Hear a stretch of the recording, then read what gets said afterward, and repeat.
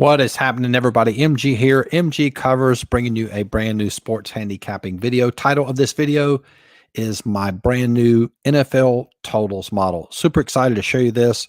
We're going to look at results from this past week. It was the first time I did basically a trial test run. And then we're also going to show you all my totals lines for this week for NFL. So super excited. Before we do that, as always, love to have you subscribing to the channel. A lot of growth this year and greatly appreciate everyone that has subscribed. First video I've made here in about 4 days, so I do apologize for that. So I got a lot of content coming out here. Hopefully I can get 2 more videos, public videos out this week. If you follow me on Instagram, I give out a lot of content there as well with regards to line movement, maybe a lean in a particular game. So you get a ton of value simply by following me.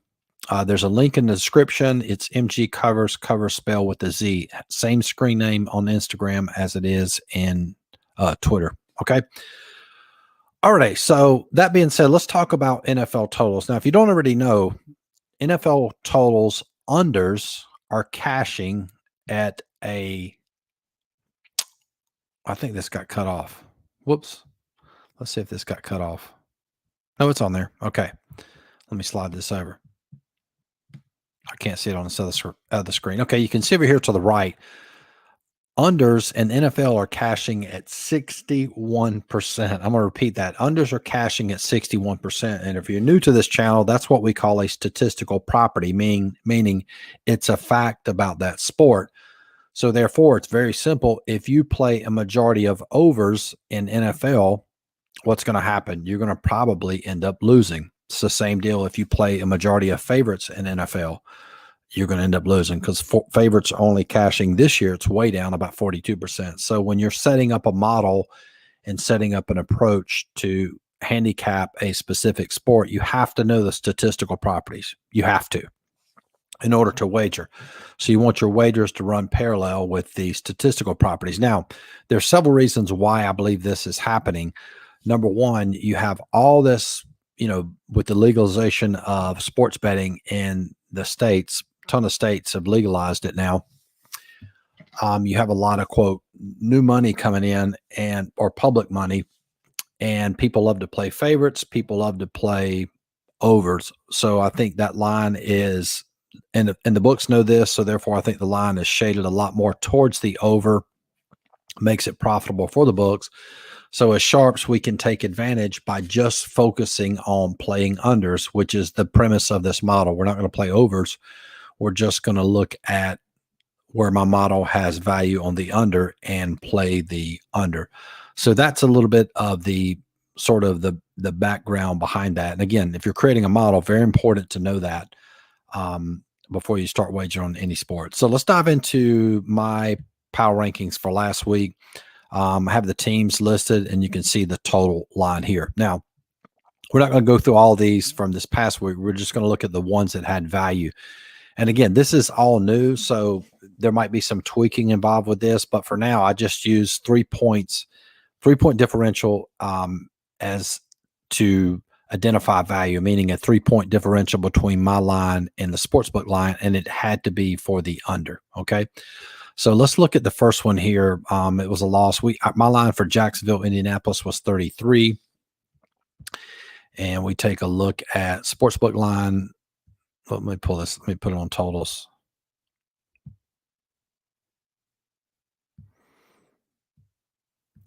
Okay, the sportsbook line. Let's just use bookmaker here just to make it simple. So the books was 41. And you can see that went over. My line was 33. So we had an 8-point differential. That was a loss. Next one, San Francisco. My line was 40. Let's look at the sportsbook line. Sportsbook line was 46. And so we had a 6-point differential, and that was a win there. And then the Tampa Bay Pittsburgh, my line was 40. Sportsbook line was 47. So we had a nice 7-point differential there. Line moved away from us there. We'll talk about opening and closing line here in a second. Let's go to the next one. Buffalo, Kansas City. Obviously, a ton of people. Public was what everybody played the over in that game. And again, another lesson and concept I teach. You don't want to do what the public does. So if the majority of the public is playing the over, then that doesn't mean you automatically play the under. It just means that the over is not an option. So you would either play the under or a no play. So my line was 48 for that one. Sportsbook line was 54. So we had a 6-point differential there, and that was a winner. And then, of course, Dallas, Philadelphia, we had 36. Thought that one was going to cash, but it ended up going over just slightly. Look at this. The line was 42.5. Now, interesting to note, look at the opening line of 45.5. Now, had we played this, we didn't play this, but potentially, let's say this was in a real life situation. I already had my model when the lines came out. If we would have played this line at 45.5, it would have been a winner. So is it advantageous to play totals lines early? Not sure. We don't have enough data because there were a couple games in here you saw where the line moved the opposite direction. This Tampa-Pittsburgh line, it moved the opposite way and not towards my line. But anyway, nonetheless, as is, let's go back to that one again. Whoops, I didn't mean to do that. Yeah, so that was a loss with Dallas and Philadelphia. Denver Chargers, my line was 42. Sportsbook line had that one at 45.5. So we had a 3.5-point differential. Same deal there. Look at the opening line, 47.5. So we missed out on 2 points there. And again, I just graded this on the closing line. But still, with the closing line, my model went 4-2, and that's pretty good right out the gate. Again, we don't know if it's going to be successful long term, but definitely promising start. Okay. And you'll see another reason why I really like this model and feel good about it moving forward. And we'll go ahead and say that as we look at the lines for this week. So when you have a model, obviously you want to have the plays that you want to consider. You're looking for a differential between your line and the sportsbook line. And what you also want to see or be able to see is that some of your lines are almost close to identical as the sportsbook lines, because that means that the differential in the other games that are off, it's sort of validated, because the games that where there's no value, your line is similar to the sportsbook. If you have a model and your lines are all over the place in comparison to the sportsbook lines, generally not a good sign. And you'll see that because we'll go through all of these lines here. Okay. So let's pull up this week's lines for, and we'll start with New Orleans at Arizona. Line was at 46. It moves down to 44. That's important. So the books have this at 44. And look at my line, 44.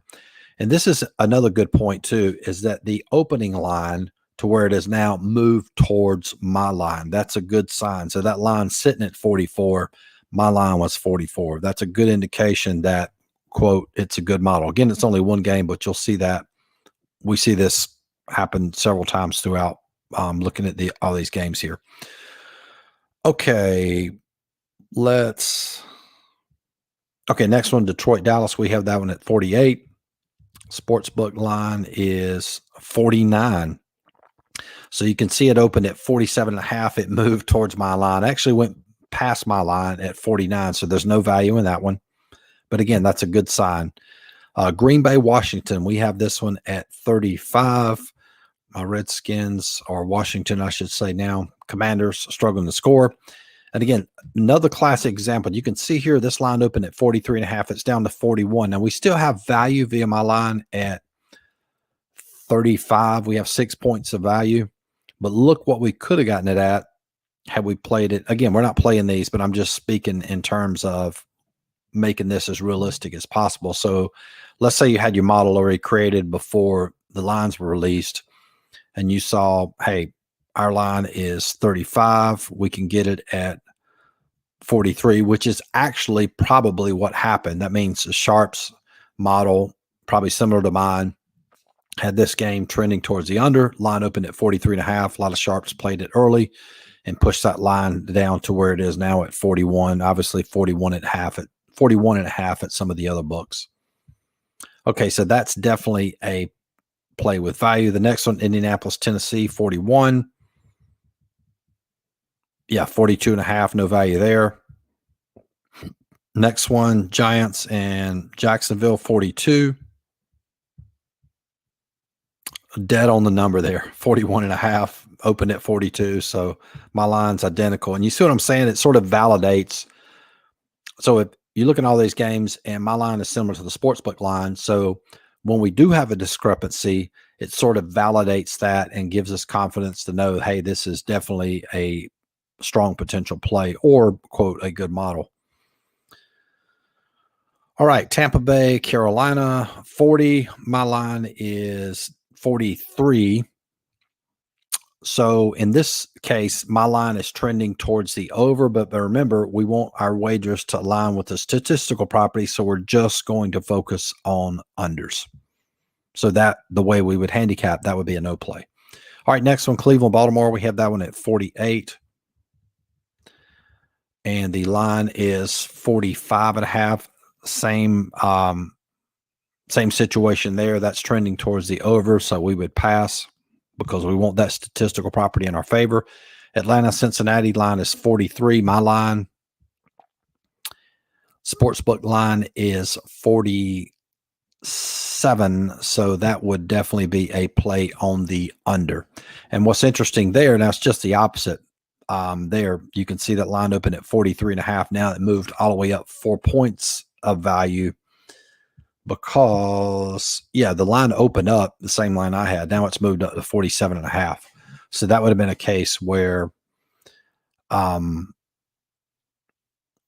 in a real life setting, we would have watched that and then we have to make the decision, the line's moving against us, which generally is not a good situation. We'd have to wait and see what happens close to kickoff, or again, all this is new, but for whatever reason, it has moved against us, but we will count that as a potential play to grade the model. All right, Jets and Denver. So we got two plays so far, just to review. We have Green Bay, Washington under, and Atlanta, Cincinnati under. Jets, Denver, we have that one as 38. Line, look at that, dead on the number at 38, and it came down a lot. And again, another case in point is that if you played that opening line at 43.5, I mean, that would have been a potential play, right? Because that gives you 5.5 points of value there. All right, Houston, Vegas, we have it 44. Look at that, dead on the number, 45.5. So that's a no play. Kansas City's 45. All right, and now the books have it at 48, so we count that one as a potential play on the under. And I'm guessing that line will probably move up some more, in my opinion. Seattle Chargers, we have at 55. Sportsbook have it at 51. So obviously that line is trending towards, or my line has the over, so we don't play overs. Pittsburgh, Miami is at 43. Sportsbook line has it at 45, so not enough. Maybe if it went against us hard, maybe gets up to like 47, 48, but I doubt that's going to happen. So that's a no play. And then finally, Chicago, New England, 42.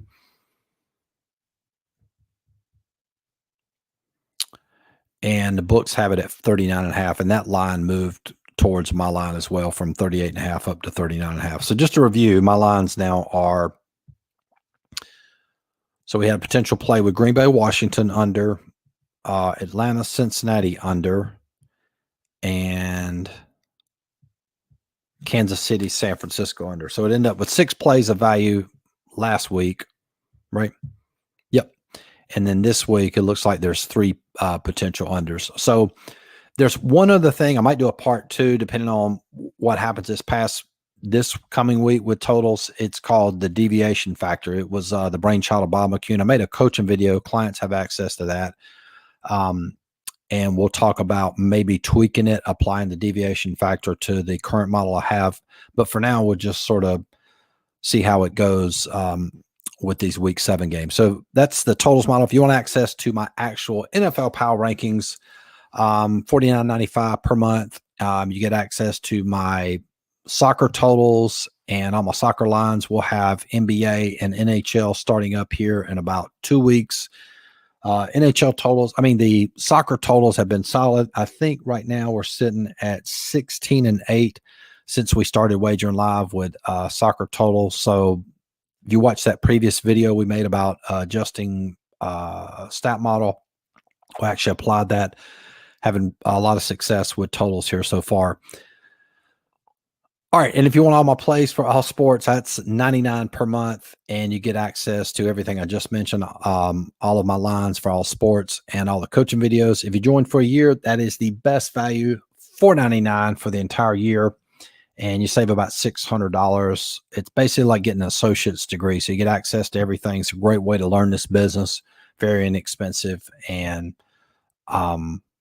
yeah, so that's that. Don't forget to like this video, subscribe to the channel. If you haven't listened to the podcast, got a brand new episode. It's probably going to drop tomorrow. There's a link in the description box for all of that. And talk to you guys soon. And hopefully we'll get some winners out of this totals model. Peace.